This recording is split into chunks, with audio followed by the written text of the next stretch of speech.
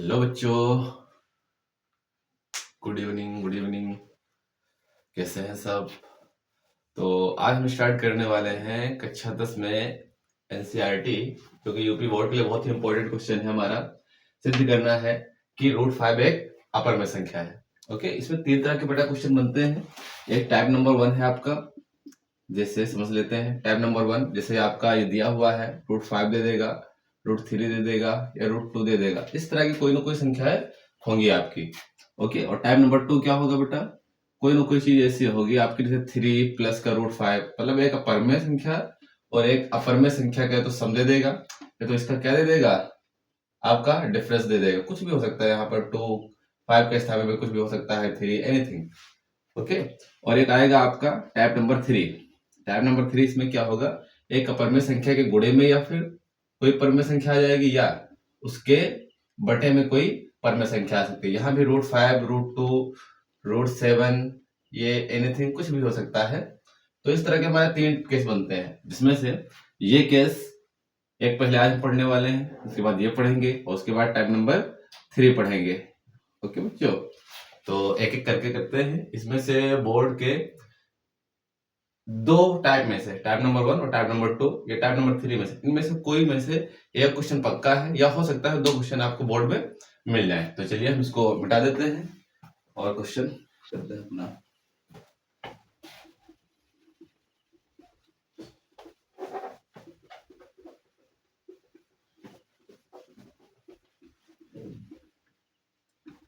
तो बहुत ही ध्यान से देखेंगे। तो इसमें क्या करते हैं, पहले विरोधाभास मेथड का यूज करेंगे हम। पहले जो हमको रूट 5 का प्रमेय है, इसको हम मान लेंगे कि प्रमेय है, तो हल करते हैं। फिर मान लेंगे, माना रूट 5 एक परमेय संख्या है, परमेय संख्या है। इसलिए अगर परमेय संख्या है तो परमेय संख्या को p बटे q के रूप में लिखा जा सकता है, तो लिख देंगे। इसलिए रूट 5 इक्वल टू क्या आ जाएगा, p अपान q। फिर यहां लिखना है हमको, जहां p व q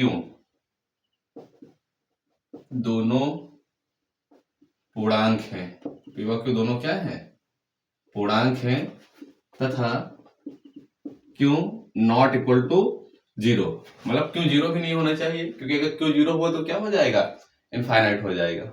ओके, मतलब जहां p व q दोनों पूर्णांक है, q नॉट इक्वल टू 0, और साथ साथ में हम क्या लिखेंगे, तथा या और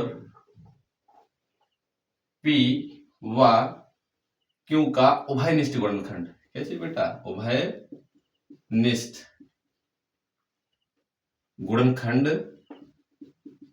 उभयनिष्ठ गुणनखंड क्या है हमारा, 1 है ना। उभयनिष्ठ गुणनखंड 1, यानी कि इसका क्या मतलब है, इसको ये भी कह सकते हो कि HCF of P comma Q बराबर कितना है, 1। तो चाहे आप ये लाइन लिखें, चाहे आप ये लिख सकते हैं। ओके, जो आपकी इच्छा है। इसका मतलब क्या है कि P और Q को और भी आप विभाजित नहीं कहते, ये सरलतम रूप में है आपका। ठीक है, तो इसे हम मिटा देते हैं। तो आप या तो ये लिख सकते हो, या तो ऊपर का लिख सकते हो, कोई एक। तो हम चूंकि हिंदी मीडियम के बच्चे हैं, इसलिए हम ये लिख लेते हैं, HCF को नहीं लिखते हैं।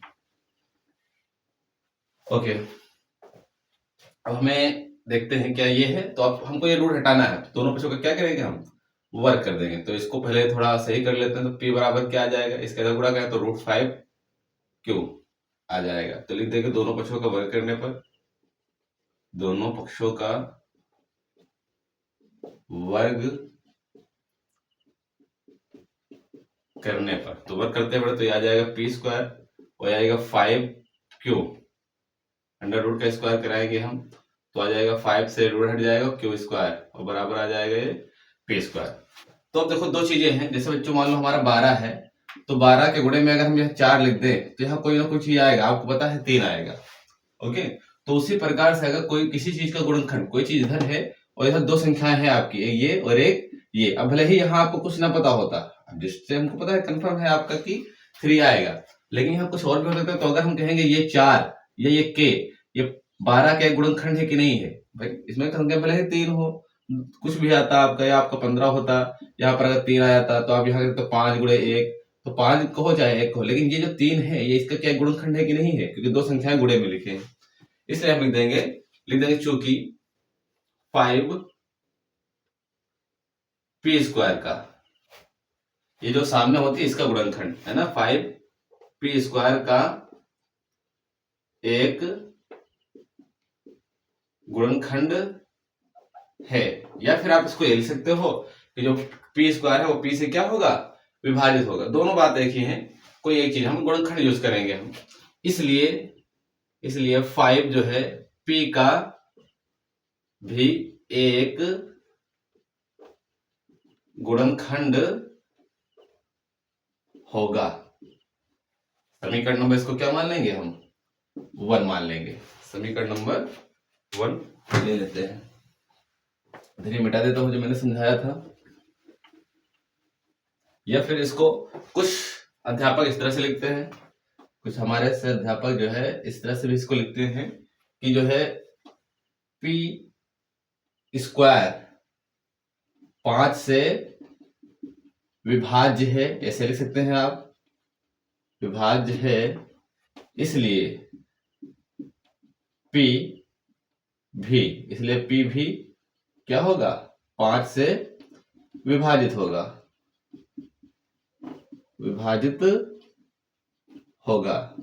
तो ऐसे समीकरण नंबर इसको मान सकते हैं आप। बट चूंकि हम एक ही करने वाले हैं, हम जो गुणनखंड लेकर चलेंगे, इसलिए आप चाहो तो इसको नोट कर लो और हम इसको मिटा दें, तो हम इस तरह से नहीं लिखें, हम इस तरह से लिखेंगे। बात एक ही है, चाहे हम ये कहें कि 12 3 गुणे 4, चाहे हम ये कहें कि 3 जो है वो 12 का गुणनखंड है, या हम ये लिखें कि 12 जो है 3 से क्या है, विभाज्य है, 4 ही आएगा, कोई प्रभाव नहीं पड़ने वाला है। ओके बच्चों, ठीक है, तो इसे हम मिटा देते हैं क्योंकि एक ही तरह का हम लिखेंगे जिससे हमें कंफ्यूजन ना हो, नंबर पूरे मिलेंगे आपको। ये हो गया, तो इसलिए अब हमने कहा चूंकि 5 जो है p का एक गुणनखंड है, इसलिए 5 p बराबर 5 इंटू कोई संख्या आएगी, हमने मान लिया यहाँ पर k, जैसे अभी 12 था, अगर 12 का गुणनखंड 4 है तो इसके गुणे में कोई संख्या आती थी 3 आएगी, बट अगर यहाँ पर k मान लिया जैसे हमने, तो कोई बात नहीं, इसका गुणनखंड है तो आ जाएगा। अब क्या करेंगे, हम इसका स्क्वायर करेंगे। ओके, तो 5 p का गुणनखंड है, तो अब ये जो समीकरण नंबर एक इसको माना है, ओके, और समीकरण नंबर 1 इसको नहीं, इसको 2 मान लो, और इसको क्या करो आप 1 मान लो, ठीक है। तो आप लिख देंगे समीकरण 1 से, समीकरण 1 में p का मान रखने पर, समीकरण 1 क्या है, देखो p का मान रखो तो 5k का स्क्वायर हो जाएगा इक्वल टू 5q स्क्वायर, तो ये हम 25 k स्क्वायर हो जाएगा, ब्रैकेट ओपन करेंगे, बराबर ये 5q स्क्वायर। अच्छा बच्चों, ये अगर नहीं समझ में आता तो ये देख लो, क्योंकि हमारे पास फार्मूला होता है a डॉट b की पावर अगर m होता है तो a और b गुणे में है, तो a की पावर भी m और b की पावर भी क्या हो जाएगा आपका m। इसी तरह से 5 था, 5k था, इसकी पावर कितनी थी 2, तो 5 की पावर अलग 2 हो जाएगी और k की पावर अलग 2 हो जाएगी, तो हम 25 आ जाएगा, और ये k स्क्वायर मैंने वही लिखा है, ठीक है। तो इसे मिटा देता हूं, आप लोग नोट करते रहिए अगर कोई जरा भी डाउट है। तो अब देखिए यहां से कट जाएगा, तो 5 कम 5 और 5 हम 25, तो क्या मिला हमें 5k स्क्वायर बराबर क्या q स्क्वायर, या इसको हम ऐसे भी लिख सकते हैं, यहां लिख देता हूं मैं, इसको हम लिख सकते हैं q स्क्वायर बराबर 5k स्क्वायर। ओके, तो अब यहां पर हम लिखेंगे q स्क्वायर बराबर 5, तो देखो जी q स्क्वायर के बराबर 5 है, जैसे अभी देखो 12 का काम ये कर रहा था, फिर 4 गुणे 3 हमने लिखा था, तो कुछ भी चीज, अब देखो 5 है, 4 जो है 12 के गुणनखंड है, उसी तरह से q स्क्वायर बराबर 2 चीज लिखिए, एक 5 गुणे k स्क्वायर, तो 5 भी q स्क्वायर का एक गुणनखंड है और k स्क्वायर भी q स्क्वायर का क्या है गुणनखंड है, लेकिन हम यहाँ चूंकि 5 कह चुके हैं इसलिए हम इसको भी क्या कहेंगे 5 को निकालेंगे और दोनों का हम उभयनिष्ठ गुणनखंड 1 के सिवा 5 दिखा देंगे, फिर हम कहेंगे भाई यहाँ पर आपने कहा था कि उभयनिष्ठ गुणनखंड 1 है और बाद में 5 आ रहा है, तो हम कहेंगे यह विरोधाभास हमारी गलत कल्पना का उत्पन्न हुआ है, इसलिए √5 क्या है एक अपरिमेय संख्या है, ठीक है। तो ये हम करने वाले हैं, तो चलो लिख लेते हैं इसको। तो हम लिख देंगे चूंकि 5 का मान लगा दीजिए क्यू स्क्वायर का एक गुणनखंड है, एक गुणनखंड है, इसलिए 5 क्यू का भी एक गुणनखंड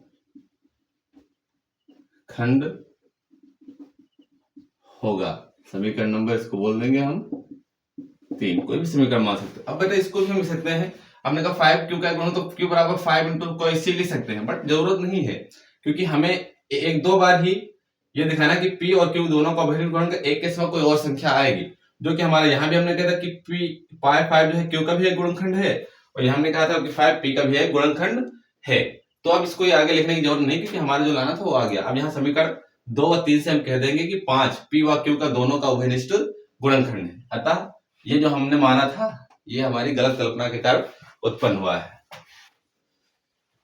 तो ये आ गया हमारे यहाँ से यहाँ तक। अब इसको देख लेते हैं, लिख देंगे बेटा समीकरण 1 व समीकरण 2 व 3 से लिख देंगे, चूंकि समीकरण 2 व 3 से, समीकरण 2 व 3 से स्पष्ट है कि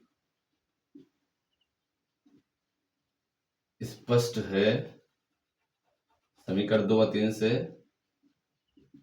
स्पष्ट हमको दिख रहा है क्लियरली कि 5 p व q दोनों का उभयनिष्ठ गुणनखंड है, उभयनिष्ठ गुणनखंड है, उभयनिष्ठ गुणनखंड है।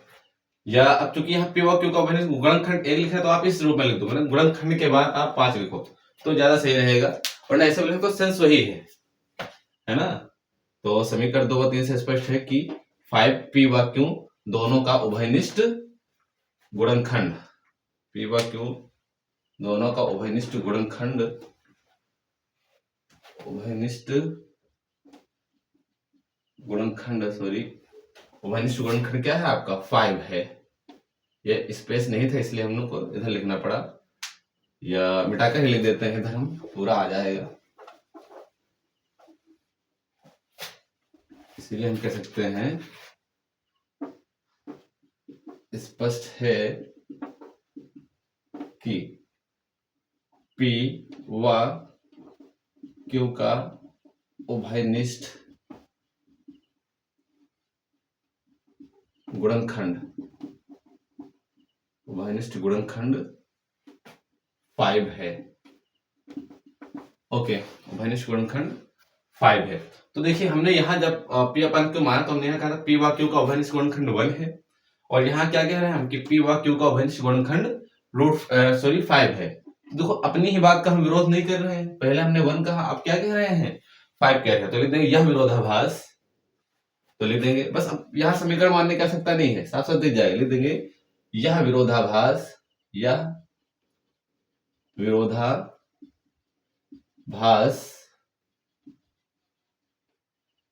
हमारी गलत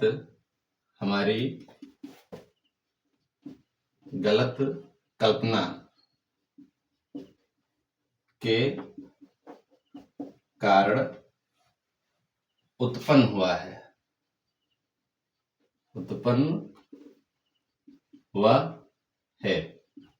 तो अब जो आपने गलत माना है उसको सही करो। तो गलत क्या है, आपने परमेय संख्या मानी, तो कहते हैं परमेय का अपोजिट क्या होता है, अपरमेय। जैसे काले का अपोजिट क्या होता है, गोरा। सुंदर का अपोजिट होता है क्रूप। उसी तरह से हमारा क्या होगा, परमेय का अपोजिट क्या होता है, अपरमेय। तो अपोजिट कर दो, हमारी गलत कल्पना का उत्पन्न हुआ है, लिख देंगे अतः √5 एक अपरिमेय संख्या है, एक अपरिमेय संख्या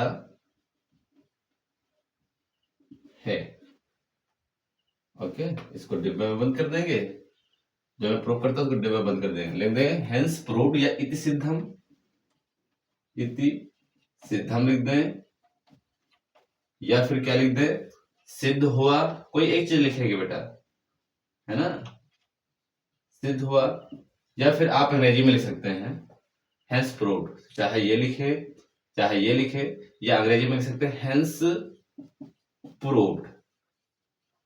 तो इस तरह से आपके 3 नंबर या 5 नंबर जितने भी अंक का ये क्वेश्चन होगा आपको मिल जाएगा। इसमें कुछ भी जो है अधूरा नहीं है। और ये गुणनखंड यूज करो, चाहे आप चाहो तो ये लिख सकते हो कि पी स्क्वायर 5 से विभाजित होता है, या फिर यूज कर सकते हो, कोई दिक्कत की बात नहीं है। मेरे हिसाब से ये ज्यादा सही आसान लगता है बच्चों। तो इस तरह से करते हैं समीकरण नंबर 1, ये 2, ये 3। ये चाहो तो समीकरण नंबर इसको इस तरह से आप मान सकते हो 1, और इसको क्या मान सकते हो आप, समीकरण नंबर इस तरह से मान सकते हो 3। इसको चाहो तो आप इस तरह से 2 मान सकते हो। आप आजाद हैं, कैसे भी संख्या के लिए समीकरण आप मानिए। ओके, तो बच्चों इसको क्या करना है, आपको नोट कर लेना है। और इस क्वेश्चन को नोट करने के पश्चात आपको कुछ क्वेश्चन करने होंगे, प्रैक्टिस करनी होगी। जैसे पहला क्वेश्चन है ना, होमवर्क दे देता हूं मैं। पहला क्वेश्चन है, आप करेंगे √2 सिद्ध करना है ना। ये पहला क्वेश्चन में सिद्ध कीजिए, सिद्ध कीजिए कि √2 एक अपरमेय संख्या है, अपरमेय संख्या है। और क्वेश्चन नंबर 2 इसी तरह कह देते हैं हम, सिद्ध कीजिए, सिद्ध कीजिए कि √5 या √3 सॉरी हमने किया है इसलिए √3 एक अपरमेय संख्या है, अपरमेय संख्या है। अब यहाँ पर बड़ा कोई भी संख्या होगा, √5, √2, √3 या √7, √11 या √9, एनीथिंग, कुछ भी दे दे, √10, सब में ये ऐसे ETC इत्यादि, चाहे जैसी क्वेश्चन संख्या दे दे आपको सेम प्रोसेस रहेगा। भैया 5 के स्थान पे अगर √2 है तो यहाँ स्क्वायर को 2 आ जाएगा, यहाँ 2 हो जाएगा। और अगर √3 है तो जहाँ 5 है वहां पर 3 आ जाएगा। √9 है तो जहां पर 5 है वहां पर √9 आ जाएगा। √10 है तो जहां पर √5 है वहां 10 आ जाएगा। कोई प्रभाव नहीं पड़ने वाला है। अगर आपने एक क्वेश्चन अच्छे से सीख लिया है, फिर कैसा भी क्वेश्चन आपको दिया जाए ये टाइप नंबर 1 का आराम से हो जाएगा। ओके, और टाइप नंबर 2, टाइप नंबर 3 हम अगली वीडियो में पढ़ते हैं। ओके, या इसके बाद कर लेते हैं। तो इसका स्क्रीनशॉट ले लीजिए सभी बच्चे। Okay, thank you.